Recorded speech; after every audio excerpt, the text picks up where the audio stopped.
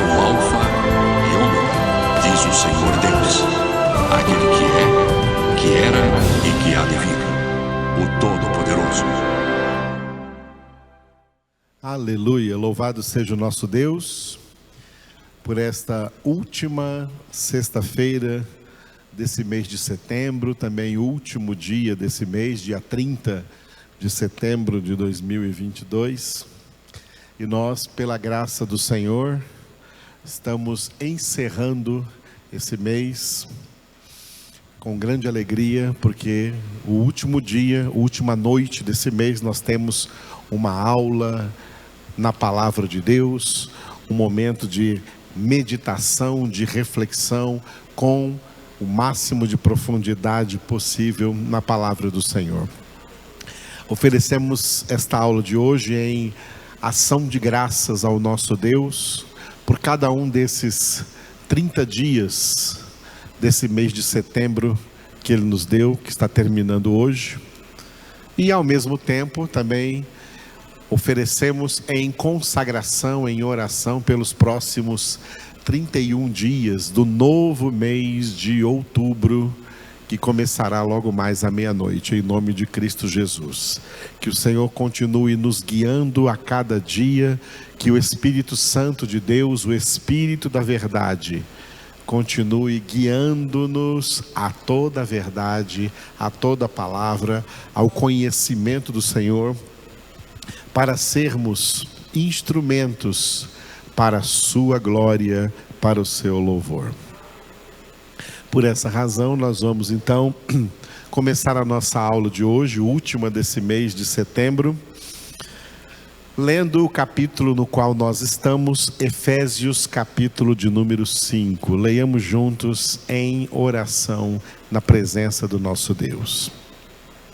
Sede, pois, imitadores de Deus, como filhos amados, e andai em amor, como também Cristo nos amou e se entregou a si mesmo por nós, como oferta e sacrifício a Deus em aroma suave. Mas a impudicícia e toda sorte de impurezas ou cobiça nem sequer se nomeie entre vós, como convém a santos. Nem conversação torpe, nem palavras vãs ou chocarrices, coisas essas inconvenientes. Antes, pelo contrário, ações de graças. Sabei, pois, isto: nenhum incontinente ou impuro ou avarento, que é idólatra, tem herança no reino de Cristo e de Deus. Ninguém vos engane com palavras vãs, porque por essas coisas vem a ira de Deus sobre os filhos da desobediência. Portanto, não sejais participantes com eles, pois outrora erais trevas, porém agora sois luz no Senhor. Andai como filhos da luz, porque o fruto da luz consiste em toda bondade e justiça e verdade, provando sempre o que é agradável ao Senhor, e não sejais cúmplices nas obras infrutíferas das trevas. Antes, porém, reprovai-as, porque o que eles fazem em oculto, o só referir é vergonha. Mas todas as coisas, quando reprovadas pela luz, se tornam manifesta, porque tudo que se manifesta é luz. Pelo que diz: desperta, ó tu que dormes, levanta-te de entre os mortos, e Cristo te iluminará. Portanto, vede prudentemente como andais, não como nécios, e sim como sábios, remindo o tempo, porque os dias são maus. Por esta razão, não vos torneis insensatos, mas procurai compreender qual a vontade do Senhor. E não vos embriagueis com vinho, no qual há dissolução, mas enchei-vos do Espírito, falando entre vós com salmos, entoando e louvando de coração ao Senhor, com hinos e cânticos espirituais, dando sempre graças por tudo a nosso Deus e Pai, em nome de nosso Senhor Jesus Cristo, sujeitando-vos uns aos outros no temor de Cristo. As mulheres sejam submissas ao seu próprio marido, como ao Senhor. Porque o marido é o cabeça da mulher, como também Cristo é o cabeça da igreja, sendo este mesmo o Salvador do corpo. Como, porém, a igreja está sujeita a Cristo, assim também as mulheres sejam em tudo submissas ao seu marido. Maridos, amai vossa mulher, como também Cristo amou a igreja e a si mesmo se entregou por ela, para que a santificasse, tendo-a purificado por meio da lavagem de água pela palavra, para apresentar a si mesmo igreja gloriosa, sem mácula nem ruga, nem coisa semelhante, porém santa e sem defeito. Assim também os maridos devem amar a sua mulher como ao próprio corpo. Quem ama a esposa, a si mesmo se ama, porque ninguém jamais odiou a própria carne, antes a alimenta e dela cuida, como também Cristo o faz com a igreja, porque somos membros do seu corpo. Eis porque deixará o homem a seu pai e a sua mãe, e se unirá à sua mulher, e se tornarão os dois uma só carne. Grande é este mistério, mas eu me refiro a Cristo e à igreja. Não obstante, vós, cada um de per si, também ame a própria esposa como a si mesmo, e a esposa respeite ao marido. Amém. Nós estamos no último segmento dessa preciosa epístola de Paulo aos Efésios. Ela está dividida em 8 segmentos principais, né? Nós estamos no 8º segmento. E este 8º segmento, ele é o mais rico em profundidade espiritual no que diz respeito à palavra de Deus, que transmite para nós um dos preciosos propósitos de Deus na obra da nossa salvação em Cristo Jesus. Este propósito precioso de Deus na obra da salvação é que nós tenhamos uma vida plena, uma vida cheia do Espírito Santo.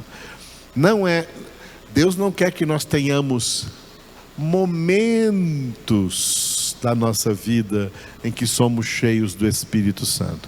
Deus quer que nós sejamos cheios do Espírito Santo o tempo todo.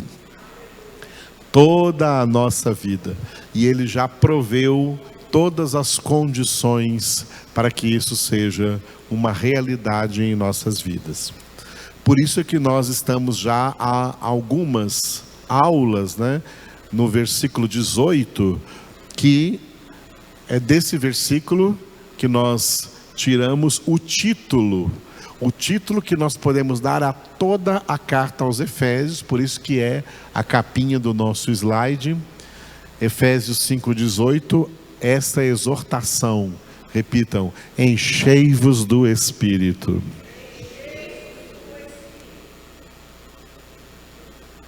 Aleluia. A ordem para nós é enchei-vos do Espírito. Não é para nunca mais. Não é para nós nunca mais. Nós, filhos de Deus, nunca mais podemos ser pessoas cheias de si mesmas, cheias de pecado, cheias de mundanismo, cheias das coisas que há no mundo, porque tudo o que há no mundo é concupiscência da carne, concupiscência dos olhos, soberba da vida. Não é mais para sermos pessoas cheias de sonhos humanos, mirabolantes, egocêntricos, egoístas. Não é para sermos mais cheios de propósitos humanos, planos humanos, também egoístas, egocêntricos, mirabolantes, materialistas, capitalistas. Não é para sermos mais pessoas cheias de ideias ou de ideologias humanas, nada disso.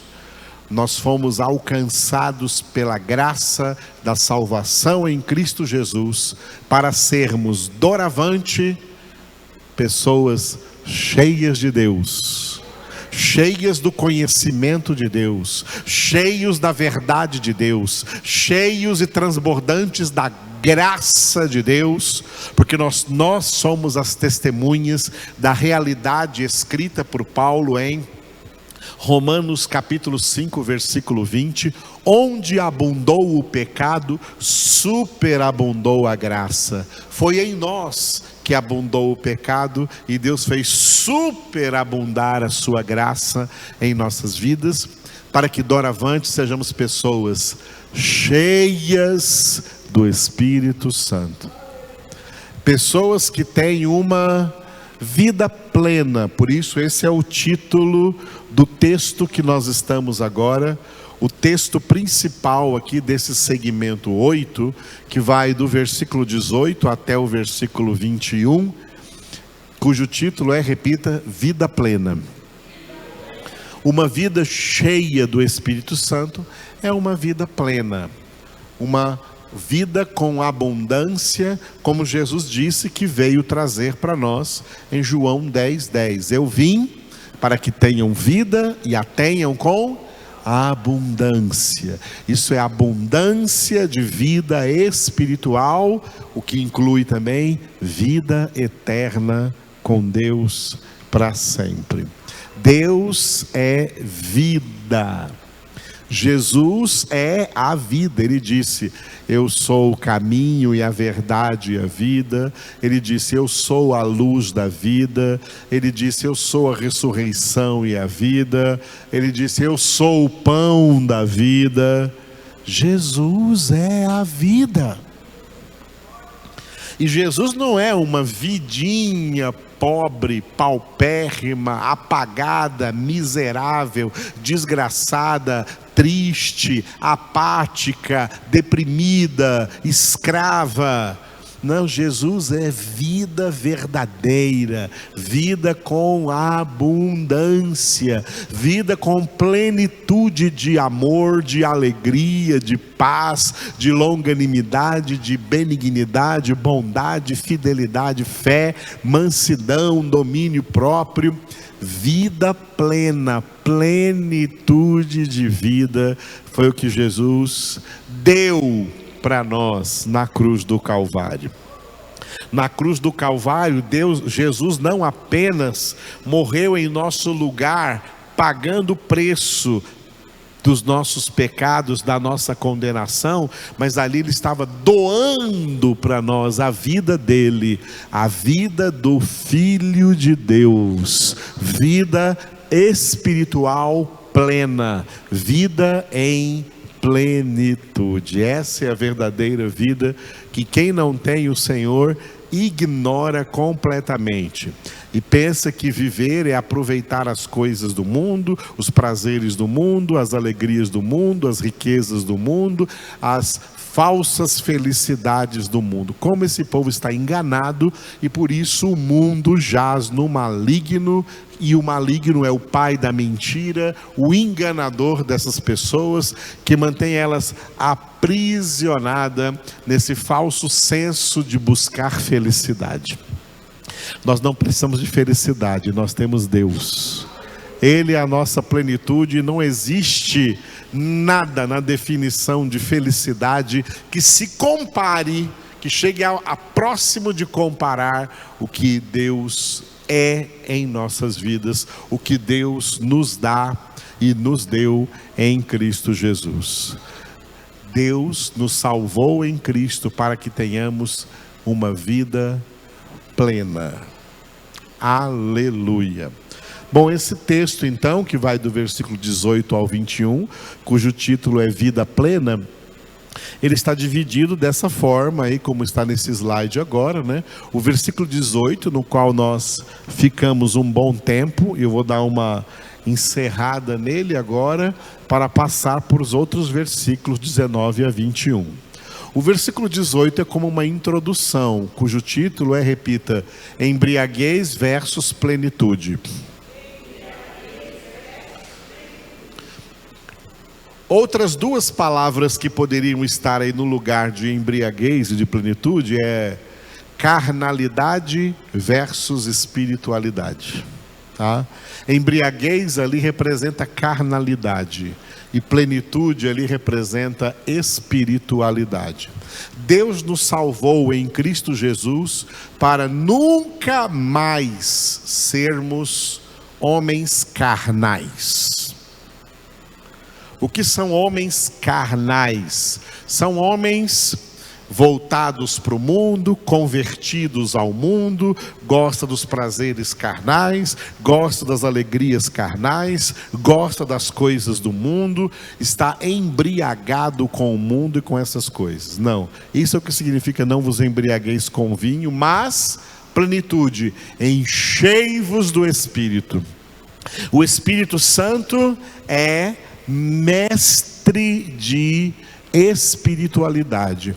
O mestre interno que nós temos habitando em nós, mestre que nos ensina a ser homens espirituais, mulheres espirituais, pessoas dotadas de uma espiritualidade vibrante, esfuziante, vencedora, inabalável, alegre, firme, convicta, sem dúvida. Pessoas que se tornam equilibradas, pessoas que se tornam sóbrias, pessoas que são fortalecidas constantemente no Senhor. Isso é definição de espiritualidade. Então, onde nós lemos os títulos embriaguez versus plenitude, no versículo 18, poderia ser carnalidade versus espiritualidade. Infelizmente, existem muitos crentes que são piores do que as pessoas que não são convertidas. São crentes carnais, são piores do que as pessoas que não são convertidas, porque, por assim dizer, as pessoas que não são convertidas têm uma desculpa de não ser pessoas espirituais, porque elas não nasceram de novo, não conheceram o Senhor.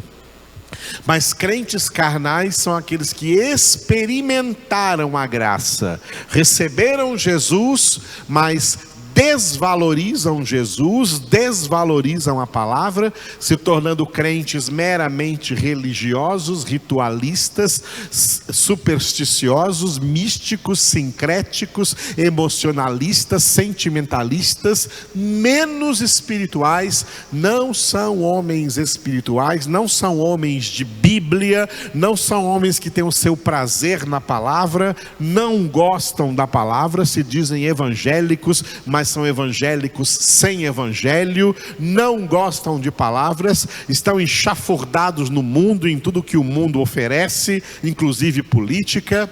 Não são homens espirituais e vão todos para o inferno, porque no céu não entra crente carnal. Crente carnal é contra-testemunho de Cristo Jesus. Crente carnal é anti-evangélico e não verdadeiramente evangélico, e está indo para a condenação eterna, jamais para o céu. O céu é para homens espirituais que perseveram até o fim de suas vidas nessa verdadeira espiritualidade definida aqui no versículo 18: enchei-vos do Espírito Santo, com a ordem: enchei-vos do Espírito. Homens espirituais não se enchem de outras coisas, se enchem do Espírito Santo de Deus. Aleluia! De tudo que o Espírito Santo traz e ministra em suas vidas. O versículo 18 nesse slide é uma introdução demonstrando que tem um desenvolvimento, um pequeno desenvolvimento nesse texto, do versículo 19 até o versículo 21. E o título dado aí para esse desenvolvimento, do versículo 19 ao 21 é, repita, piedade. Na nossa aula de hoje, nós vamos entender tudo o que significa essa piedade, tá?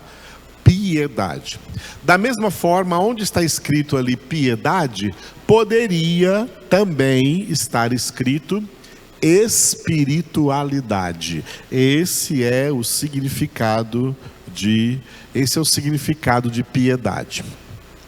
Tá? Sem colocar nenhum texto bíblico ali no slide, você pode ver na sua Bíblia uma coisa interessante aqui, nesses versículos do 18 até o 21. Dá uma olhada na sua Bíblia e de casa também, se o Luciano puder colocar esse texto aí para quem está em casa também na telinha, né? O Efésios 5, do 18 até o 21, perceba que esse texto todo é um pequeno parágrafo, um parágrafo único, que começa no versículo 18 e só tem um ponto final no versículo 21, tá?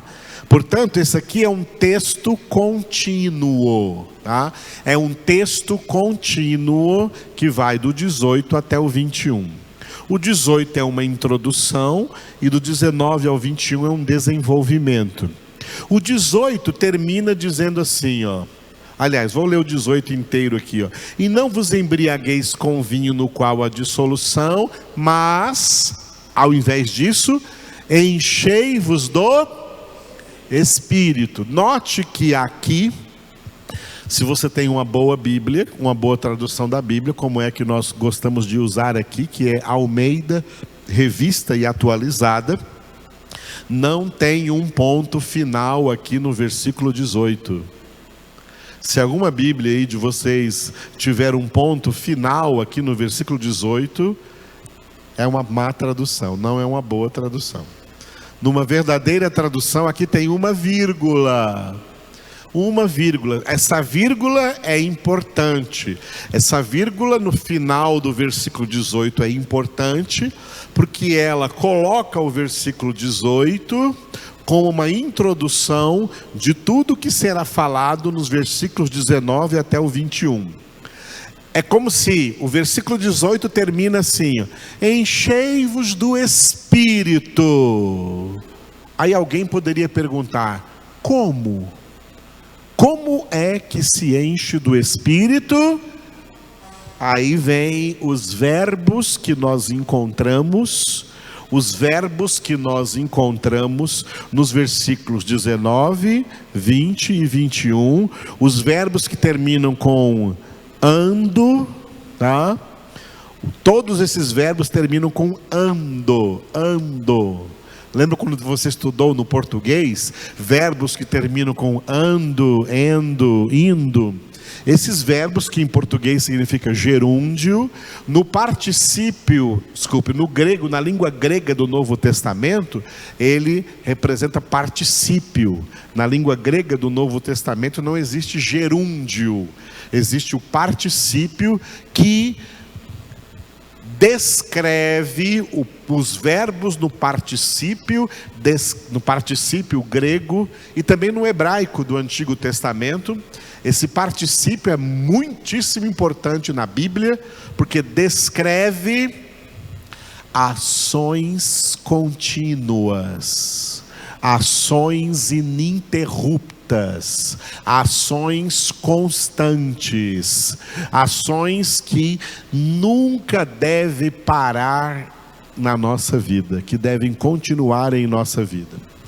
Como se encher do Espírito Santo? O primeiro ando é falando entre vós com salmos. Segundo ando é entoando. Terceiro ando é louvando de coração ao Senhor com hinos e cânticos espirituais. O quarto ando é dando sempre graças por tudo a nosso Deus e Pai, em nome de nosso Senhor Jesus Cristo. E o quinto ando é sujeitando-vos uns aos outros no temor de Cristo.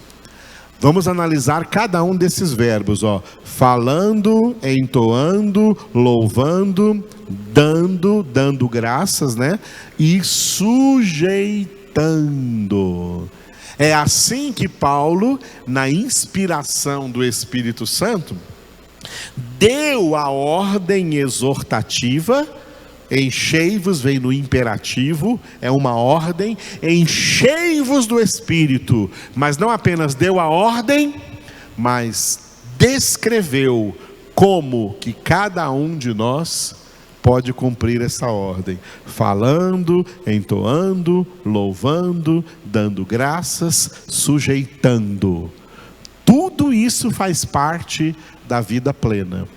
Tudo isso são elementos que trazem os princípios básicos do que é ter essa vida plena espiritual em Cristo Jesus. Quem não faz as coisas descritas por estes 5 verbos, se tornam crentes vazios espiritualmente, se tornam crentes que têm uma vida espiritual não plena, mas uma vida espiritual pobre, uma vida espiritual fraca, porque negligencia em fazer essas coisas declinadas aqui por estes 5 verbos. Por isso, nas próximas aulas, nós vamos trabalhar o significado de cada um destes 5 verbos. Antes, porém, nós vamos trabalhar o significado de piedade, que é espiritualidade, tá? Espiritualidade. A palavra piedade, ela não é uma palavra muito comum em nosso meio evangélico, as pessoas não usam muito isso, porque é uma palavra às vezes que é mal entendida, mal definida pela sociedade. Tem gente que pensa que piedade é dó. Tem piedade, quer dizer, tem dó. Tem piedade ou tem dó, não é? Dó é uma nota musical. Dó, ré, mi, fá, sol, lá, si, dó. Tá? Dó e pena, né? Temos pessoas que é dó ou pena, né? Pena, né, é a plumagem das aves, né? As aves têm pena. Dó e pena. Eu estou com muita dó, estou com muita pena. Então você é uma pessoa que está com piedade, tendo piedade de alguém por alguma coisa. Não, essa descrição não está boa, não é boa. Ela não é bíblica, ela não é espiritualmente bíblica. É uma descrição muito assim de religiosidade ignorante, tá? É uma descrição de uma religiosidade ignorante ou ignorância religiosa, tá? Piedade, não. É muito além disso. O significado de piedade é muito além disso. Nós estamos acostumados, por exemplo, de ler na Bíblia, né, a palavra ímpios. E a gente contrasta os ímpios com os justos. Justos versus ímpios. Não é? Como a gente vê no Salmo número 1, né? Falando do justo que não anda no conselho dos ímpios. Não se detém no caminho dos pecadores, não se assenta à roda dos escarnecedores. Antes, o prazer do justo está na lei do Senhor, e na sua lei medita de dia e de noite. Por isso ele é comparado a uma árvore plantada junto à corrente de águas, que dá fruto na época própria, cuja folhagem não murcha, tudo quanto faz prosperará. Aí vem o versículo 4. Os ímpios não são assim como essa árvore. Eles são como a palha, levados pelo vento. Por isso os ímpios não prevalecerão na congregação dos justos, porque o Senhor conhece o caminho dos justos, mas o caminho dos ímpios perecerá. Como nós agora vimos aqui, nesse Salmo 1 que eu citei aqui, os 6 versículos do Salmo 1, a gente vê pela Bíblia toda esse contraste entre justos e ímpios. Os justos aqui são aqueles que foram justificados por Deus mediante a obra da salvação. Nós éramos ímpios, éramos injustos, estávamos na injustiça, porque todo pecado é injustiça, e Deus nos resgatou, nos deu a graça da salvação em Cristo Jesus, e nos converteu de ímpios em justos. Isso é a conversão. Deus nos converteu de ímpios em justos. Então a Bíblia toda faz esse contraste entre ímpios e justos, mas chama os ímpios de ímpios. Se chama os ímpios de ímpios, os justos deveriam ser chamados de píos. Assim como os ímpios podem ser chamados de injustos. Justos versus injustos. E o contrário de ímpios é píos. O que é o homem pio? O homem pio é o que tem piedade. O que é o homem ímpio? O homem ímpio é o que não tem piedade, ele tem impiedade. Piedade é o contrário de impiedade. E assim, pio é o contrário de ímpio. O homem espiritual foi convertido, ele era ímpio, e pela conversão, Deus tirou o im e sobrou o pio. Ele se tornou um homem pio. Ele era um homem que vivia na impiedade, e agora, uma vez convertido, ele vai viver na piedade. A definição, portanto, de piedade é espiritualidade. O homem ímpio, ele vive na impiedade porque ele não é um homem espiritual, ele não tem espiritualidade. Ele é o homem natural, como Paulo descreveu em 1 Coríntios 2,14. O homem espiritual não aceita, o homem natural não aceita as coisas do Espírito de Deus, porque para ele são loucura, e ele não pode entendê-las, porque elas se discernem espiritualmente, e o homem natural não é um homem espiritual. Ele não é um homem pio, ele é um homem ímpio. É um homem que não tem vida espiritual. É um homem que está vivo no corpo e na alma, mas está espiritualmente morto. Essa alma está no pecado, e tudo que ela comanda no seu corpo é para o pecado. É o ímpio, ele vive na impiedade. Quando o Senhor nos converteu, nos transformou de homem natural em homem espiritual. Nos converteu de homem ímpio em homens pios. Nos deu vida nova, nos deu vida espiritual. Como dizem Como Deus disse em Ezequiel 36, Ele nos deu espírito novo, para de agora em diante sermos homens espirituais, e também colocou dentro de nós o Espírito Santo, para quê? Para o Espírito Santo fazer em nós aquilo que Paulo escreveu em Romanos 8,16.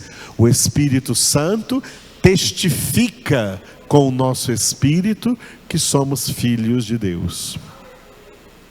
Portanto, nós somos agora pios, que não é uma palavra muito comum na língua portuguesa. É uma palavra comum na língua latina, no latim que foi a língua oficial do antigo Império Romano, a palavra pio. É por isso que nas nossas Bíblias a gente não lê a palavra pio, a gente lê a palavra justo. A gente não lê a palavra pios, a gente lê a palavra justos. Mas o correto seria pio.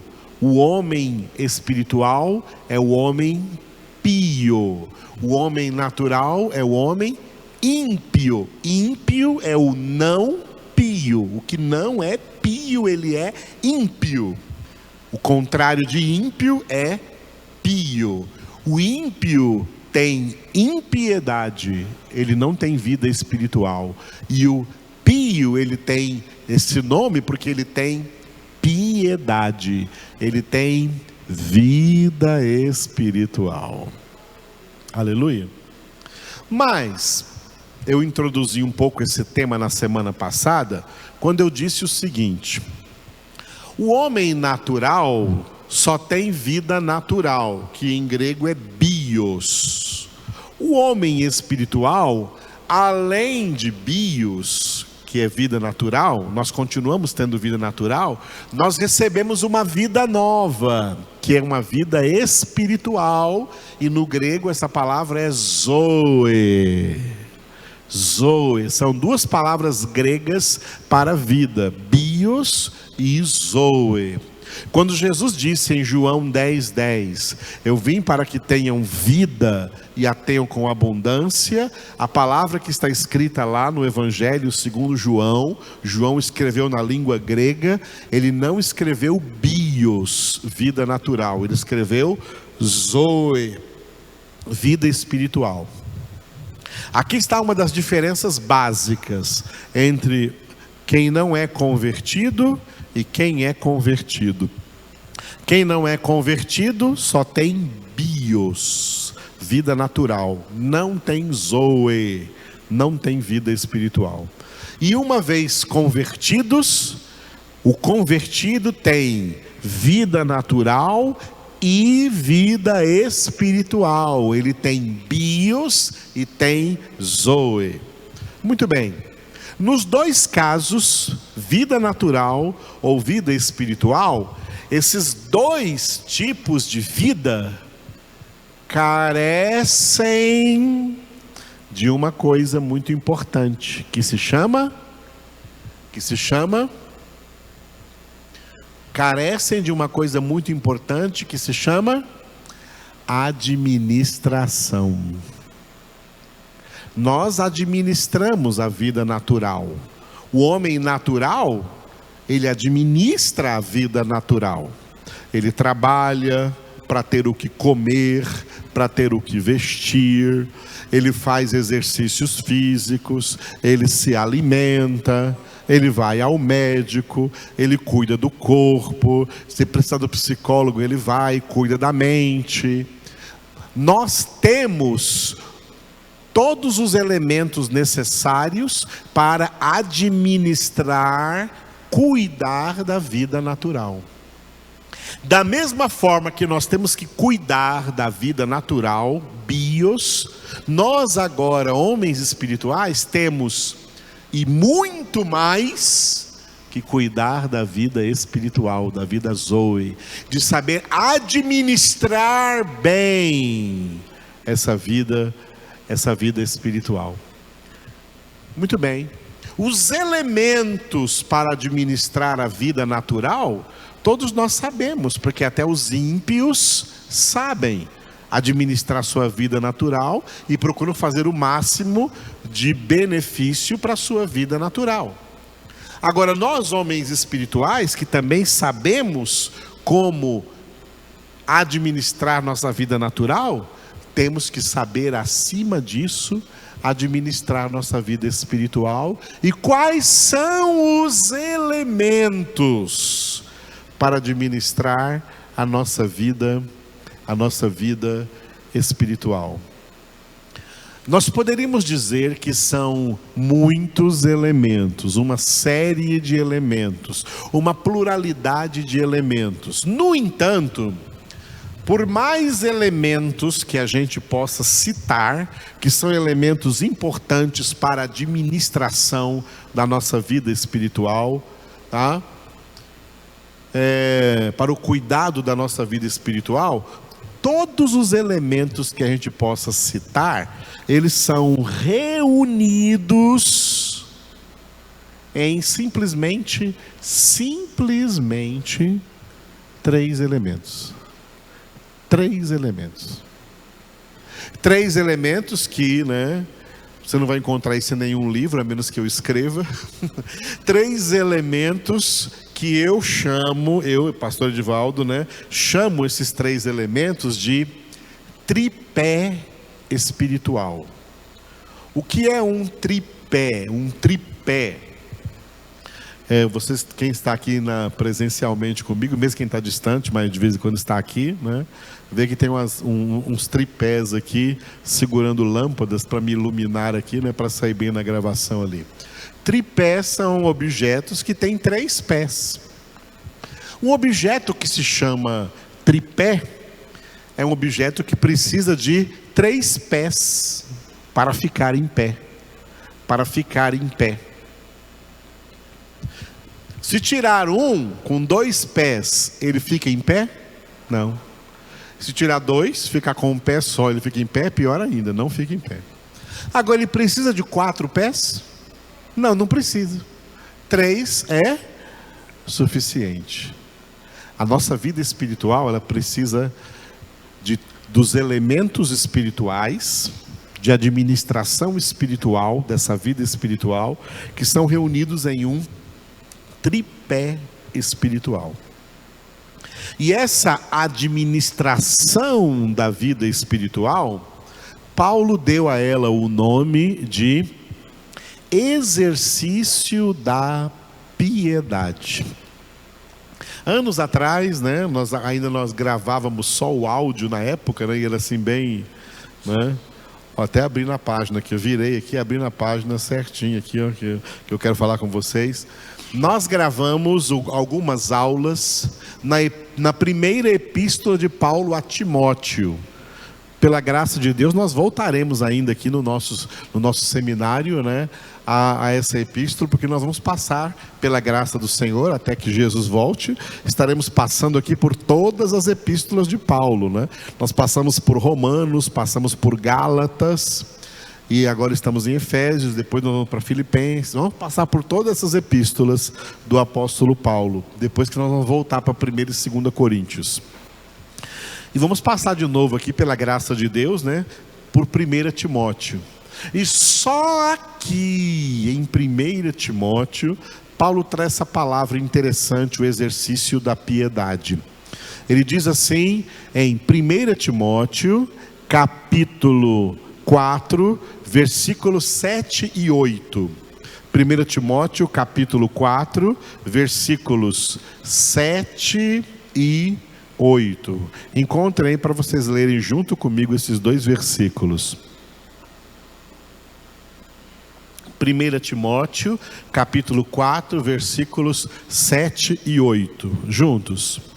Mas rejeita as fábulas profanas e de velhas caducas.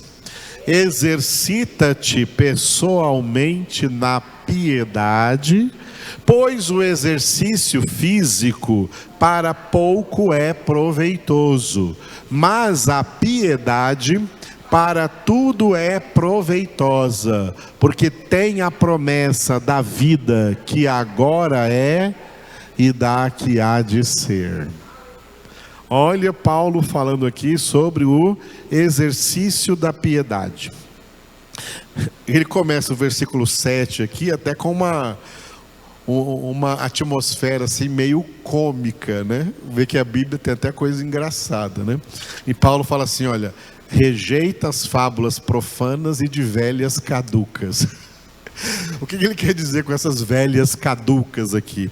Velhas caducas aqui estão representando crentes religiosos, crentes carnais, que não se exercitam na vida espiritual, que ao invés de se exercitar na vida espiritual, ao invés de se exercitar na piedade, ficam por aí oferecendo sacrifícios de tolos, fazendo campanhas tolas, fazendo coisas místicas. Que eu tenho que subir no monte, que eu tenho que orar no meio do mato, ou tenho que ir para a beirada do rio, e eu tenho que pegar, né, a água que foi abençoada lá pelo pastor no culto para beber dessa água, que eu tenho que levar um óleo ungido, não sei para ungir não sei o que, a porta, a casa, o sapato, as roupas, o boné, ungir o chão. Esses crentes que vivem nessas miscelâneas místicas, sincréticas e até supersticiosas, esses crentes aí, eles são chamados por Paulo aqui de velhas caducas. Estão caducando, são velhas caducas, crentes que na vida espiritual não têm desenvolvimento, crentes que na vida espiritual não têm crescimento, eles não crescem espiritualmente, só fica nessas coisas místicas que eles usam até em substituição à palavra de Deus. E a ordem da palavra de Deus aqui para nós é rejeitar essas coisas. Que você só vai ganhar a sua bênção se você fizer uma campanha. Isso é fábula profana. Isso é fábula profana, tá? Fábulas profanas e de velhas caducas. Está cheio de velhas caducas e igrejas aí, fazendo campanha à torto e à direita, para tudo quanto é lado, achando que isso que é vida espiritual. Isso é caduquice espiritual, isso é fraqueza espiritual. Não é isso que é exercício da piedade, isso é o que a Bíblia chama de sacrifícios de tolos. Deus não se agrada disso. Quem é de Deus não faz essas coisas, não pratica essas coisas e fala para as pessoas o porquê. Então, é para rejeitar, a ordem aqui é rejeita essas coisas. Eu vou fazer também, porque tem umas irmãs ali que fazem, né? Então, vou fazer junto com elas, está sendo caduca igual elas. Rejeita, é para rejeitar. Eu sou o pastor Edivaldo, eu rejeito completamente as campanhas feitas nessas igrejas, porque elas são cultos cananitas e não culto espiritual. Não é assim. Nós não pagamos preço nenhum para ganhar qualquer bênção de Deus, porque Romanos 8,32, aquele que não poupou seu próprio filho, mas que por todos nós o entregou, como não nos dará também graciosamente com ele todas as coisas? Graciosamente, sabe o que significa? De graça, sem ter que pagar por isso, preço algum. Nós vivemos daquilo que Jesus pagou com o seu alto preço. Aleluia. Então, rejeita essas porcariadas que estão por aí, tá? Rejeita tudo isso. Rejeita as fábulas profanas e de velhas caducas. Agora, o que você tem que fazer como homem espiritual? Final do versículo 7. Exercita-te pessoalmente na piedade. Como eu falei, onde está escrito piedade, poderia estar escrito espiritualidade. Exercita-te pessoalmente na piedade. Exercita-te pessoalmente na espiritualidade. como você investe na administração da sua vida natural, muito mais do que você investe na administração da sua vida natural, você tem que investir na administração da sua vida espiritual. Infinitamente além do que você investe na sua vida natural. Para a sua vida natural você precisa de pouco investimento, mas para a sua vida espiritual você precisa de muito investimento. É isso que Paulo está falando aqui, ó. Exercita-te pessoalmente na piedade, exercita-te pessoalmente na espiritualidade e investe na sua vida de homem pio, de homem espiritual. Invista na sua vida espiritual. Exercita-te, isso significa exercita-te na piedade. Só ainda aqui no final do versículo 7, entendendo esse advérbio aqui, ó. Repita aí, pessoalmente. Olha, exercita-te pessoalmente na piedade. Sabe por quê? Porque ninguém pode se exercitar por você. Se eu fizer aqui um exercício de halterofilismo, né, trazer aqui uns pesos e ficar aqui na frente de vocês levantando pesos, vocês só me assistindo não vão ganhar músculo, sou eu que vou ganhar, porque sou eu que estou me exercitando. Exercício é algo que ninguém pode fazer por nós. Nós é que temos que fazer. E é por isso que Paulo faz uma comparação entre o exercício espiritual e, no versículo 8, o exercício físico. Assim como o exercício físico ninguém pode fazer por você, né? Quem dera, né? Se colocasse lá alguém caminhando na televisão e você sentado no sofá, recebesse todos os efeitos daquela caminhada. Ou aquela pessoa está caminhando bastante, eu estou emagrecendo. Mas isso não acontece. Você quer ter os efeitos daquele exercício, você tem que fazê-lo pessoalmente. Só que o exercício físico, que significa que todo investimento na vida natural, ele é proveitoso, mas ele é proveitoso para pouco. Para pouco é proveitoso. Por quê? Né? Porque ele só visa a sua vida aqui na terra. Mas a piedade, a espiritualidade, para tudo é proveitosa, porque tem a promessa da vida que agora é, termos qualidade de vida espiritual aqui, e depois daqui na eternidade com Deus. E daqui há de ser, tá? E daqui há de ser. Por isso o exercício espiritual é tão importante. E esse exercício espiritual se baseia simplesmente em um tripé, que eu chamo então de o tripé da vida espiritual. O tripé do exercício da piedade. São 3 pés, precisa dos 3. 3 coisas. 2 delas você tem que fazer sozinho. Você e Deus. 2 delas, você e Deus. Tá? Você e Deus. Uma dessas 2 coisas, ela vem no sentido de nutrição. Você não pode fazer exercício sem estar bem alimentado, sem estar bem nutrido. Se você for fazer exercício físico e não estiver bem alimentado, você vai desmaiar. Você vai desmaiar porque não está bem alimentado. Tem que estar bem alimentado para se exercitar. Então, o primeiro pé desse tripé representa nutrição espiritual. Aonde está a nossa nutrição espiritual? Não só de pão viverá o homem, mas de toda a palavra que procede da boca de Deus.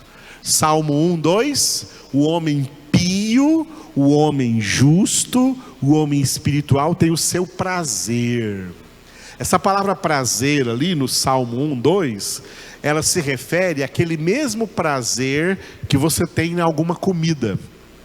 Qual a comida que você mais gosta de comer? Que você come assim de boca cheia. Que comida gostosa, que comida maravilhosa. Espiritualmente, essa comida maravilhosa para o homem espiritual é a palavra de Deus. Ele tem o seu prazer, né?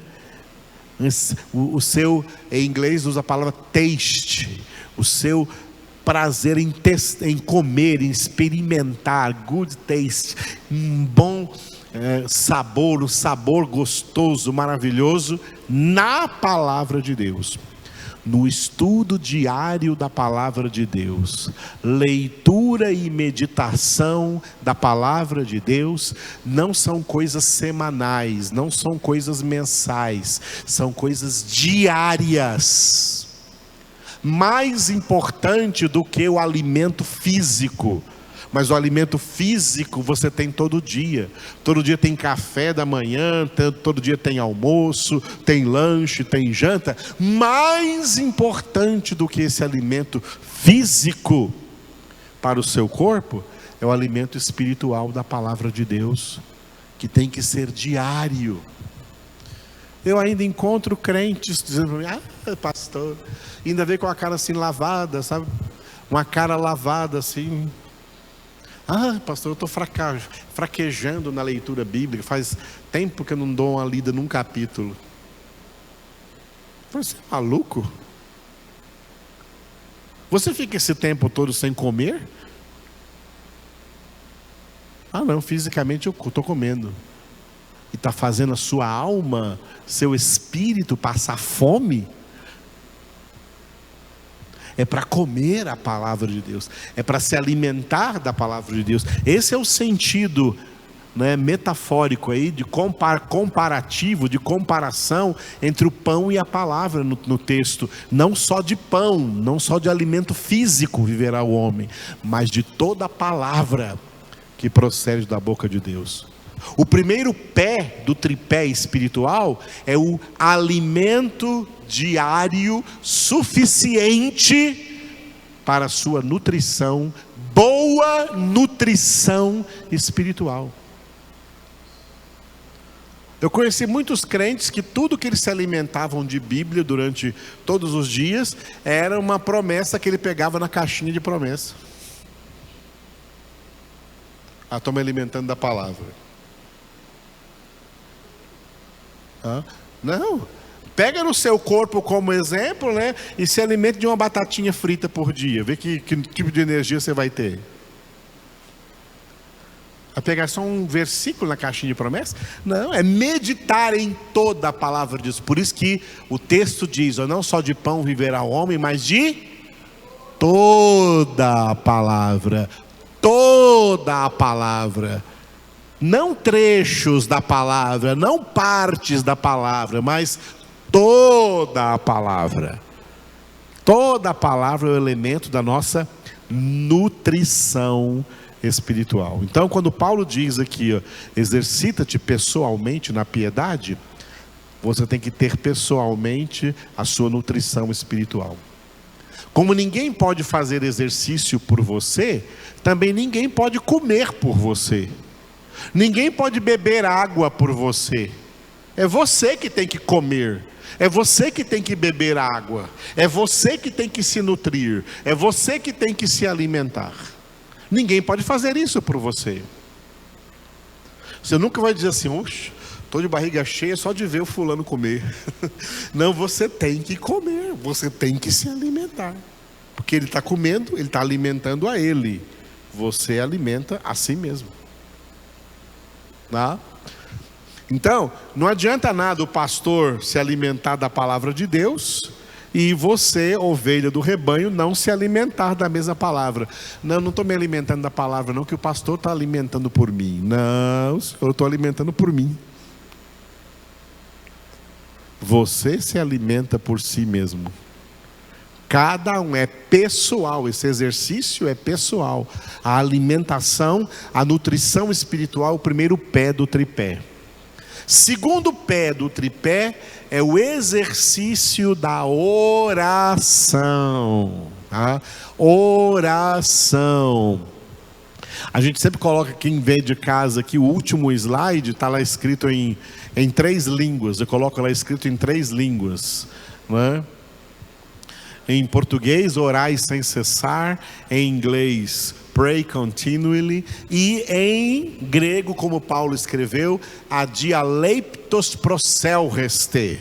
Em 1 Tessalonicenses 5,17. Adialeiptos proselreste. Adialeiptos é constantemente, é um advérbio, constantemente. Proselreste é orando, orando, é um ando. Orando constantemente. Paulo não escreveu orai sem cessar. Ele escreveu orando constantemente, como uma forma de vida que nós temos que ter. Homens espirituais têm vida de oração. Ele não tem apenas momentos de oração. O homem espiritual tem vida de oração. Ele está constantemente em oração.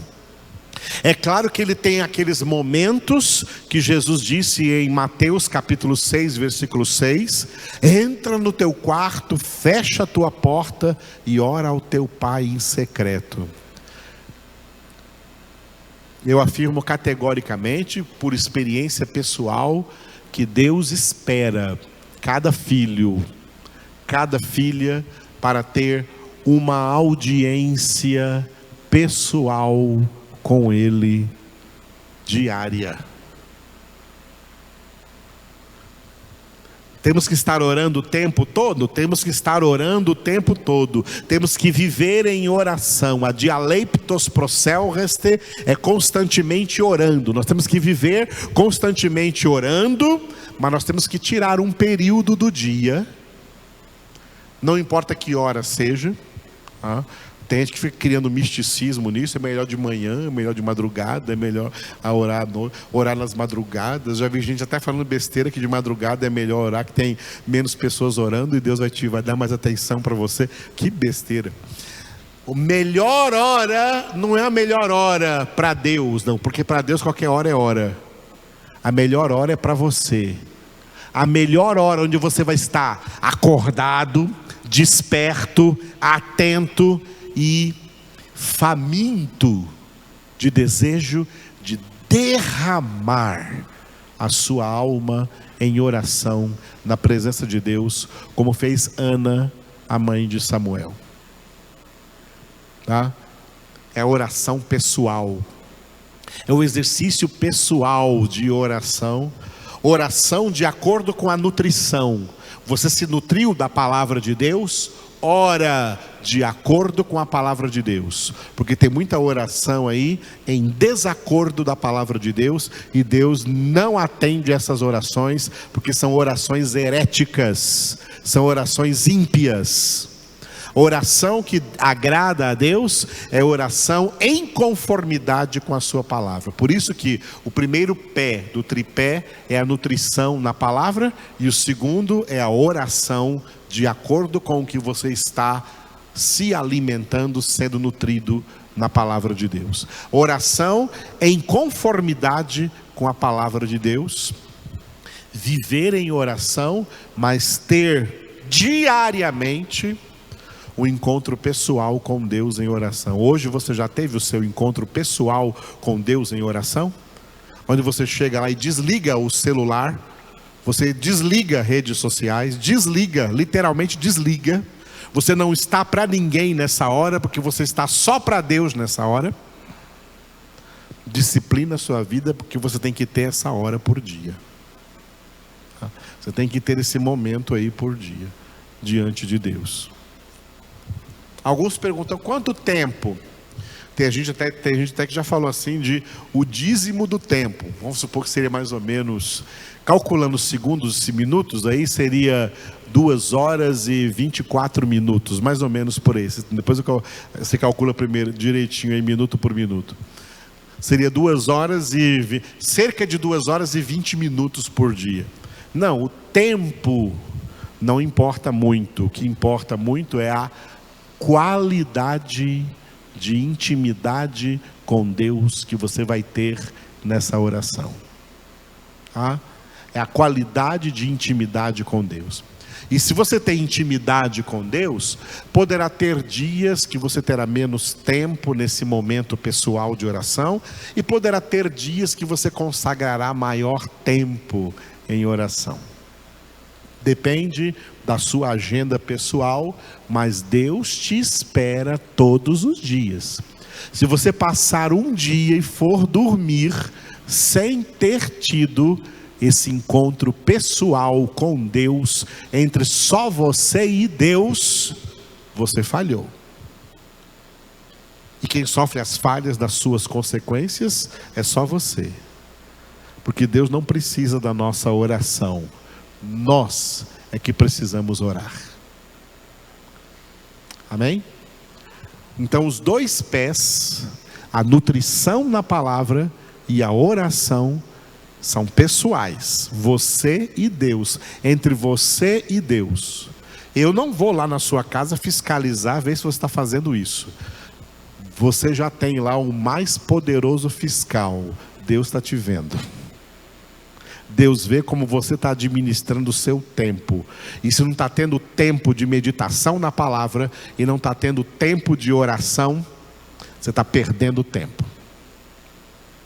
Perdendo tempo, perdendo vida espiritual, comprometendo sua vida espiritual, transformando-se num crente carnal e não em um homem espiritual, porque o homem espiritual dá prioridade total ao Senhor em tudo. Antes de família, antes de pai, de mãe, de irmão, de irmã, de marido, de mulher, de filho, de filha, antes de trabalho, de profissão, seja o que for, primeiro Deus, primeiro o Senhor, buscai em primeiro lugar o reino de Deus e a sua justiça. Todo o resto pode deixar para depois. Agora, a sua nutrição espiritual e a sua oração não pode deixar para depois. Tem que ter prioridade na sua vida espiritual. O terceiro pé do tripé é o que você faz junto com outros homens espirituais. Chama-se congregação. Congregação. Eu tive notícias na virada do século, né? Na virada do século, de um grupo que começou a surgir, um fenômeno que começou a surgir entre evangélicos, que são os assim chamados, ficaram denominados assim de evangélicos desigrejados. Evangélicos desigrejados. São evangélicos que se dizem evangélicos, mas eles não vão a nenhuma igreja, eles não congregam. Eles não congregam. Eles dizem que tem a sua fé só lá na sua casa, mas eles não congregam. Se você não congregar, ainda que você tenha os dois pés da nutrição espiritual e da oração espiritual, o tripé fica em pé com dois pés? Não. A vida espiritual não fica em pé com dois pés. A vida espiritual precisa dos três pés. E um dos três pés é a congregação. O que acontece na congregação? Olha o que acontece na congregação. Acontece o seguinte, que todos os irmãos e irmãs que vêm na congregação já tiveram em casa, todos os dias, os dois pés. A nutrição na palavra e a oração. E aí, quando eles vêm para a congregação, ali há um fortalecimento espiritual muito importante. E esse é o valor, eu digo para quem está de longe, esse é o grande valor de estar presencialmente na congregação. É claro que você que está à distância está recebendo a palavra, a bênção de Deus, mas tem algo especial que Deus só derrama aqui para quem está presencialmente. Lá no Salmo 133 diz que é ali onde irmãos unidos estão juntos, é ali, não é em outro lugar, é ali que Deus derrama a bênção e a vida para sempre. Por isso é importantíssimo congregar. Por isso está escrito em Hebreus, capítulo 10, versículo 25, anote aí quem está anotando, Hebreus 10, 25, não deixemos de congregar-nos, como é o costume de alguns. Eu já corrigi essa palavra alguns, porque não é o costume de poucas pessoas, não, é de muita gente. Tem sido o costume de muitos aí que se dizem evangélicos, não congregar. Não deixemos de congregar, como é costume de muitos, mas, ao invés disso, façamos admoestações mútuas uns aos outros, e quanto mais vedes que o dia do Senhor se aproxima, que a volta do Senhor se aproxima, quanto mais próximos estamos da volta de Jesus, mais urgente é a necessidade de congregar. Mais urgente é a necessidade de congregar. Crentes que estão perdendo espiritualidade, eles desvalorizam a congregação. Não vou ficar só de casa mesmo. Mas crentes espirituais desejam ardentemente estar na congregação, como Davi que disse assim, alegrei-me quando me disseram, vamos à casa do Senhor. Hoje em dia muito crente fala assim, de novo, já tem congregação de novo, já tem que ir de novo. E eu fico admirado também com crentes que às vezes, agora falando da nossa congregação, que escolhe uma congregação para vir. Eu não vou em todas não, vou só em uma. As outras eu vejo de casa, eu vou só em uma. Está demonstrando que não tem interesse em congregar. E eu digo isso com toda a autoridade, porque desde o primeiro segundo da minha conversão, eu nunca estive ausente de nenhuma congregação. Eu não venho à congregação porque eu sou pastor, eu venho à congregação porque eu sou filho de Deus e entendi muito bem o Riné Matov do Salmo 133. Como é bom e agradável viverem unidos os irmãos, porque a congregação é uma profecia, a congregação é um ato profético da eterna congregação que nós teremos na glória. Eu pergunto, quem não gosta de congregação, como é que vai suportar a congregação lá na glória? Porque aqui a congregação tem horário de começar e terminar. E na glória vai ser uma congregação eterna. Vai ficar lá olhando no relógio? E essa congregação não acaba nunca.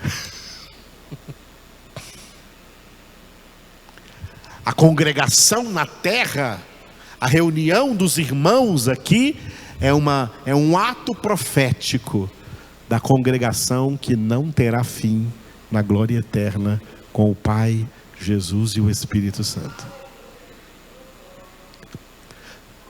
Homens espirituais têm prazer nessas três coisas. Tem prazer na palavra, tem prazer na oração e tem prazer na congregação. Crentes carnais não têm prazer em nenhuma das três coisas. Não tem prazer na palavra, o relacionamento dele com a palavra é pobre. Não tem prazer na oração, sua vida de oração é pobre. E não tem prazer na congregação. Pelo contrário, além de não ter prazer, tem até desprazer na congregação. Agora, quando falamos de congregação, a congregação tem que ser uma congregação onde as duas coisas principais que acontecem na congregação é aquelas duas que você fez em casa. É a nutrição na palavra e a oração. Só que na congregação nós nos nutrimos juntos, nos alimentamos juntos na palavra e também oramos juntos, invocamos juntos o nome do Senhor. Aquilo que temos que fazer todos os dias, pessoalmente, sozinhos em nossas casas, na congregação nós fazemos juntos. E isso é agradável a Deus. por isso é ali na congregação que Ele derrama a bênção e a vida para sempre. Aleluia. É por isso que por mais longe que seja a congregação da minha casa, eu venho todos os dias.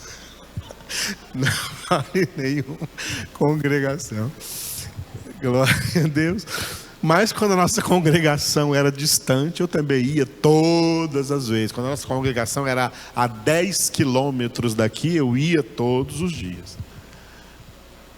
Sem reclamar, pelo contrário, com prazer, porque o homem espiritual que julga todas as coisas, consegue julgar a importância, a relevância espiritual, a relevância do exercício espiritual da congregação.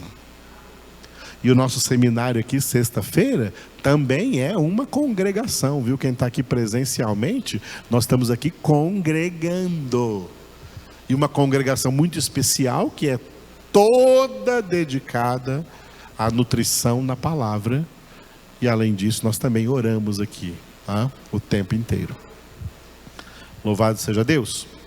Por que eu não falei nenhum versículo hoje de Efésios? Falei só o texto todo, para entendermos o texto todo e entendermos que o desenvolvimento desse texto, a piedade, a espiritualidade, é então esse exercício aqui que Paulo falou a Timóteo.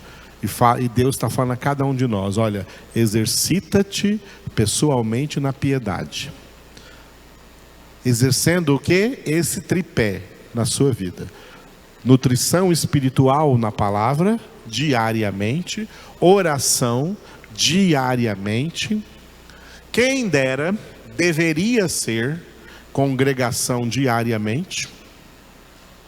Mas por causa hoje das realidades em que todo mundo vive, nós temos aqui 4 congregações durante a semana toda. A nossa congregação seminarística na sexta-feira, e as nossas congregações de sábado e as 2 de domingo, domingo de manhã e domingo à noitinha. Temos essas 4 reuniões, cada uma delas de 1h30, que são pontos onde nós temos a oportunidade de nos exercitar na piedade juntos, na congregação, onde tem também uma coisa muito especial que Jesus disse em Mateus 18. Onde? Aí ele deu importância ao lugar. Onde 2 ou 3 estiverem reunidos em meu nome, eu estou aí no meio deles. Ora, Jesus não está em todo lugar, não é onipresente? Está em todo lugar. Mas quando ele diz isso, onde 2 ou 3 estão reunidos em meu nome, eu estou aí no meio deles, significa que ele está dando uma importância, uma relevância maior a esse momento congregacional de extrema relevância para a nossa vida espiritual. Glória a Deus. Infelizmente, nós temos que dizer que existem por aí hoje em dia muitas congregações que a gente deve falar para as pessoas assim: ih, não vai não, gente, não vai não. Não vão não. São congregações cheias de heresias, cheias de misticismo, cheias de velhas caducas. São congregações que nós temos que rejeitar. A congregação aqui é congregação espiritual, onde há nutrição verdadeira na palavra e oração de acordo com a palavra. Não invencionismos humanos, tá? Programações humanas que eles acham bonito e que colocam isso até em substituição à palavra de Deus e que só os leva a uma vida de emocionalismo torpe, vazio, sem verdadeira espiritualidade. Infelizmente hoje não é toda congregação que é uma verdadeira congregação. Tem muita congregação de Laodiceia por aí, onde Jesus não está no meio deles, porque já expulsaram Jesus de lá. São congregações sem palavra, sem profundidade, sem verdadeira nutrição espiritual. E a oração é uma oração mística, sincrética, emocionalista, porque chamam emoção de unção. Unção não é emoção. Unção é munição do conhecimento de Deus que vem pela sua palavra em profundidade. Eu fiz então essa introdução do exercício da piedade no tripé espiritual, para que na aula que vem a gente veja, a partir da aula que vem, primeira sexta de outubro, um por um dos verbos que terminam em ando aqui, do versículo 19 ao versículo 21, e o significado de cada um deles aí, para sermos constantemente cheios do Espírito Santo. Eu sou o Alfa e Ômega, diz o Senhor Deus, aquele que é, que era e que há de vir, o Todo-Poderoso.